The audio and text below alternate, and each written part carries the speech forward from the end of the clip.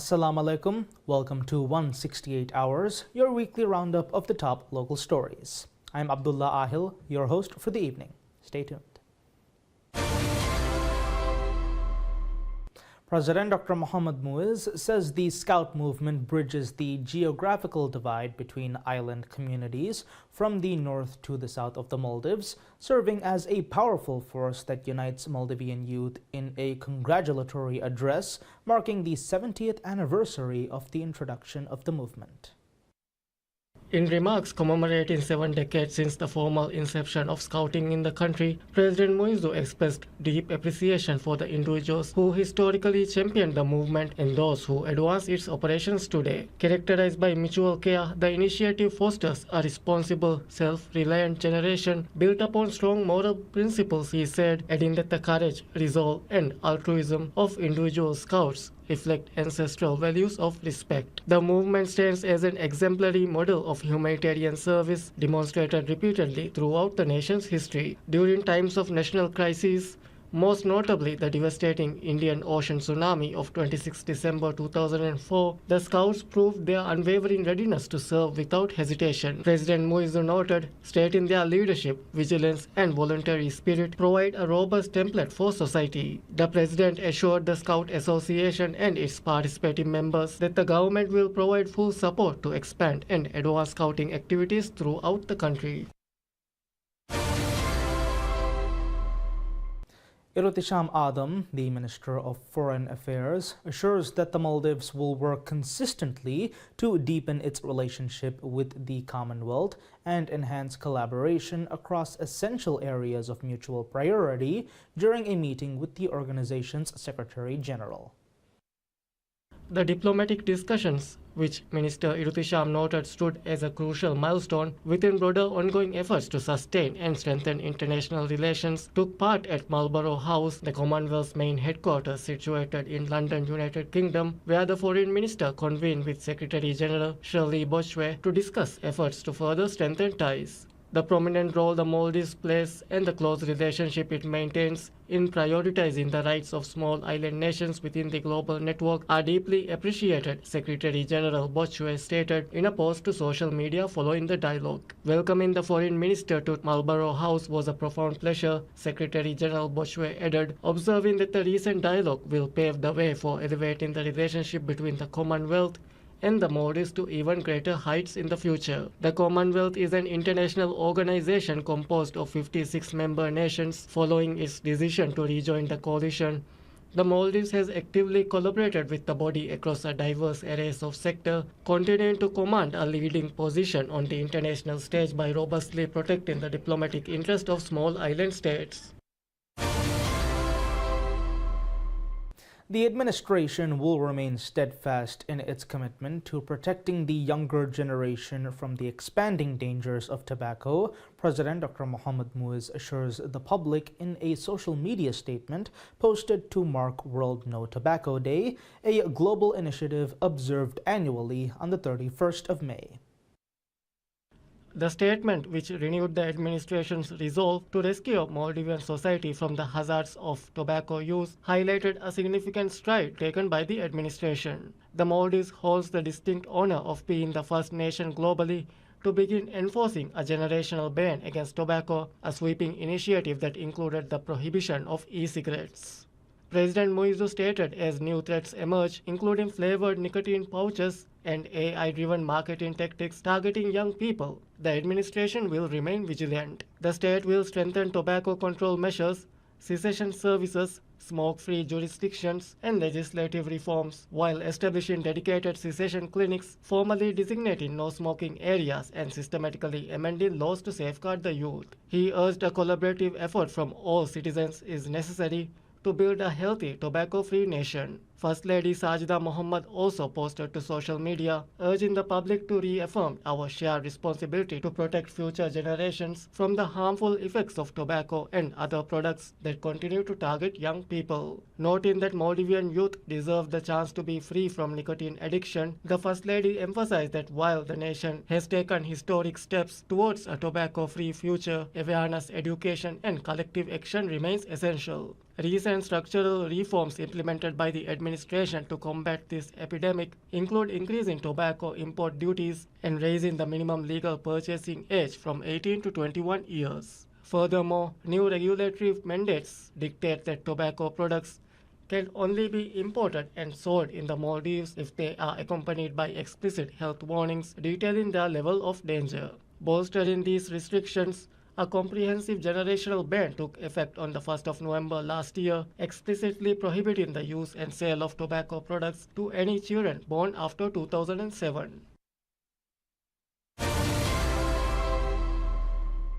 State Electric Company Limited, or STELCO, pledges its full support towards achieving the government's ambitious target of increasing renewable energy usage by 33% by 2028, according to the company's managing director, Dr. Ali Aswar.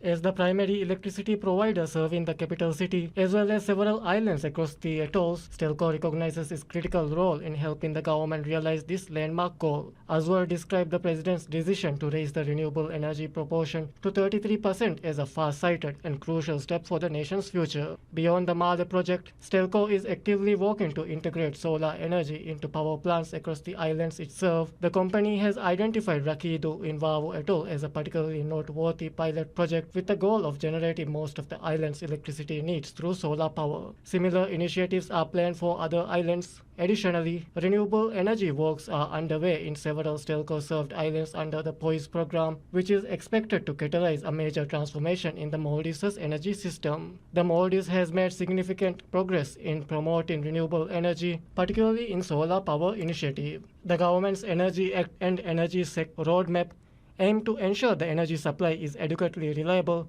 sustainable, safe, and affordable. Private sector investments in renewable energy are playing an increasingly important role, contributing not only to intentionally set climate goals, but also strengthening the nation's energy security and economic resilience.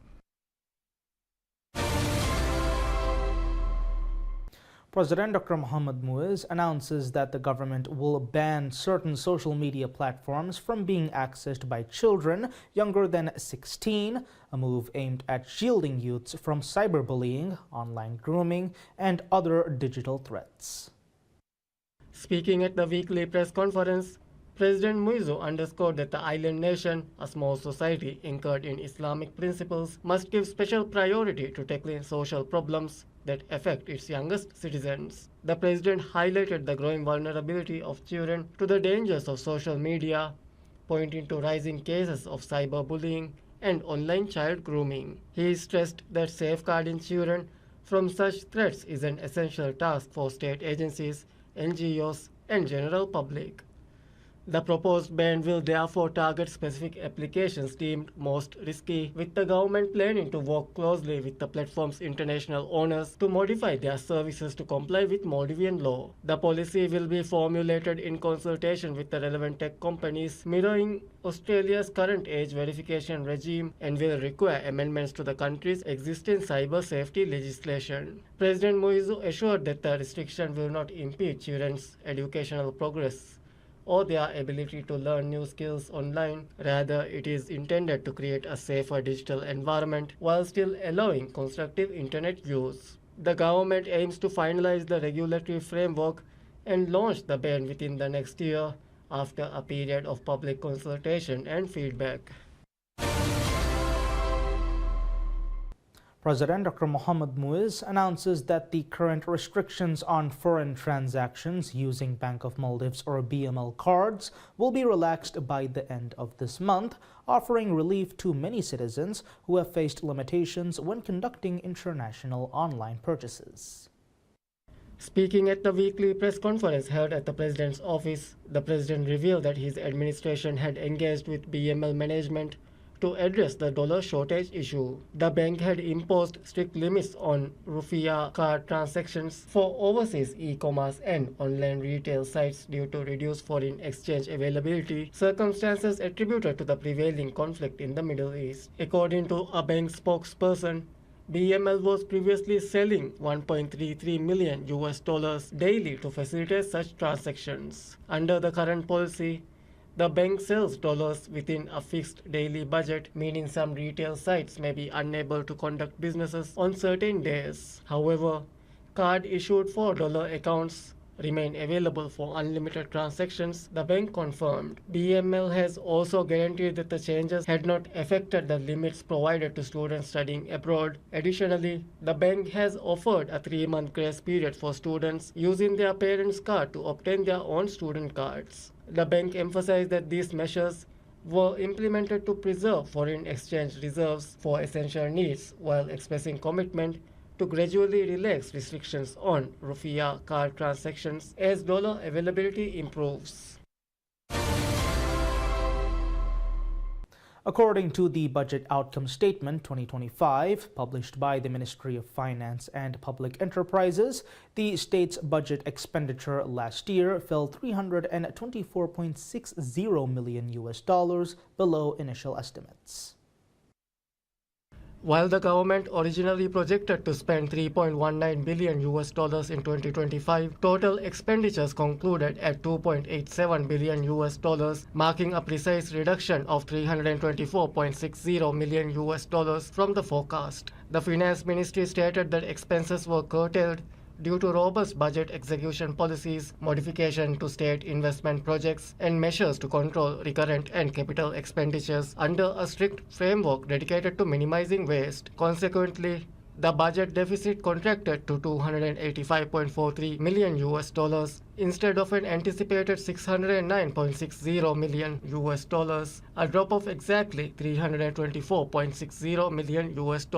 Measures against the national gross domestic product, the deficit was compressed to 3.6%, the ministry noted, marking a 6-year low from 16.6% in 2020, 10% in 2021, 8.4% in 2022, 10.5% in 2023, and 9.9% in 2024. The ministry stated public services, social protection, and subsidies remained entirely undisplaced. Expenditures on civil servant salary and allowances, projected at $907.90 million, amounted to $810.50 million, while debt interest payments were trimmed from $363.16 million to $311.16 million. Actual reserves reached $2.59 billion, representing a $4.83 million increase over the initial $2.58 billion forecast, driven by tourism-related fees and non-tax revenues. Specifically, $77.82 million was generated from resort lease extension fees, $136.23 million from resort rent, and $51.49 million from work permit fees. The government asserted financial operations and ongoing debt repayments continue along this disciplined path for the current year.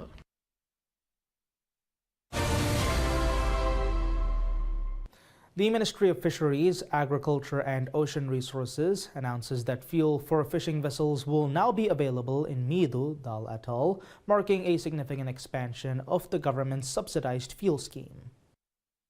This move comes amid a sharp increase in global oil prices driven by the ongoing conflict in the Middle East, which has put pressure on operating costs for the Maldives' vital fishing industry. President Dr. Mohammad Muiz's administration has made the stability of the fishing sector a top priority, unveiling a series of measures to ensure fishermen can access affordable fuel despite the volatile market. Previously, subsidized fuel was distributed through 4 designated points. The government has now added 10 new distribution sites, with Mido becoming the latest island in Talu Atoll to receive supply. Under the program, vessels longer than 85 feet are allocated up to 5,000 liters of fuel, while boats between 50 feet and 85 feet receive 3,000 liters through the state-run Maldives Industrial Fisheries Company. Smaller vessels under 50 feet are eligible for 1,500 liters. The ministry revealed that it has already released more than 2.5 million liters of subsidized fuel to date,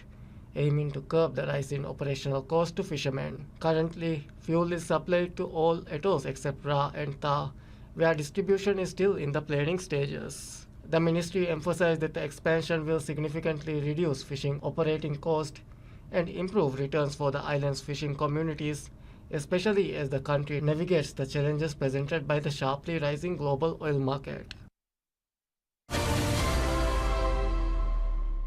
President Dr. Mohammad Muiz congratulates Bangladesh's Foreign Minister Dr. Khalilur Rahman for being elected President of the 81st session of the UN General Assembly.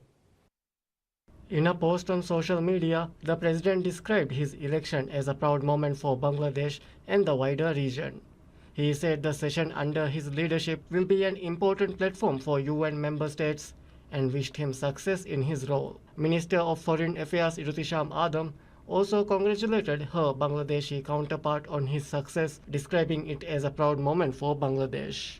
She expressed confidence in his ability to serve effectively with cooperation from other countries and reaffirmed the Maldives' commitment towards advancing shared priorities at the General Assembly. The 81st UN General Assembly will begin in September and includes 193 member states. The UN General Assembly is the main deliberative body of the UN, which discusses global politics, economic and social issues. It also plays key roles such as approving the UN budget, appointing non-permanent Security Council members, and recommending the appointment of the UN Secretary General. President Dr. Mohammad Muiz announces that the second batch of participants who completed the National Service Training and applied for technical training has departed for Kihadu in Ba Atoll.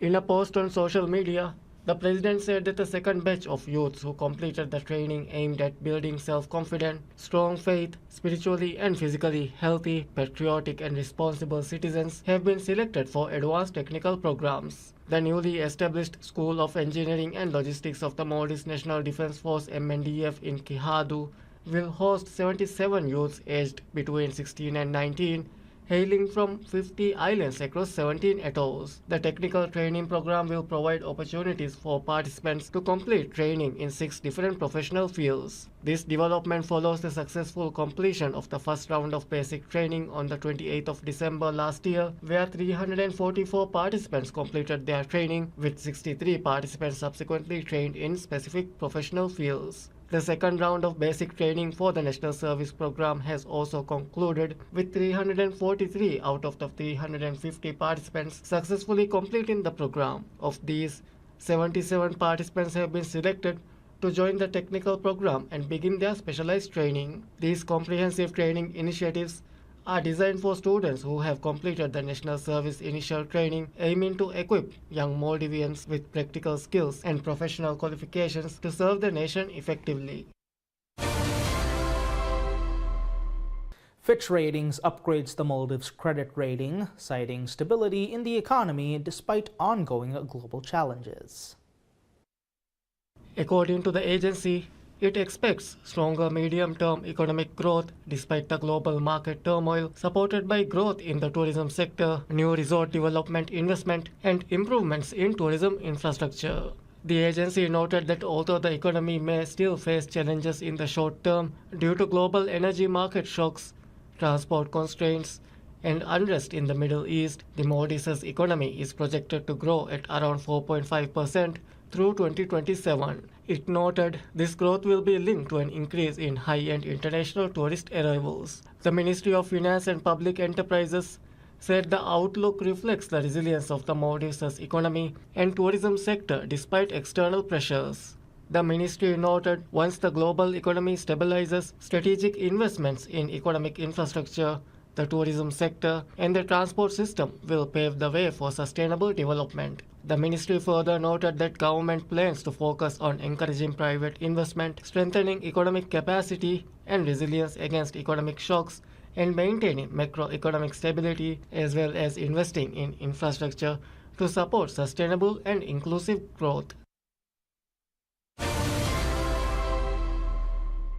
Muhammad Afif Hussain, the managing director, states on PSM News program Rajamiyadu, escalating costs have created significant challenges in delivering services to citizens, driving a reduction of employees at Fenaka Corporation Limited.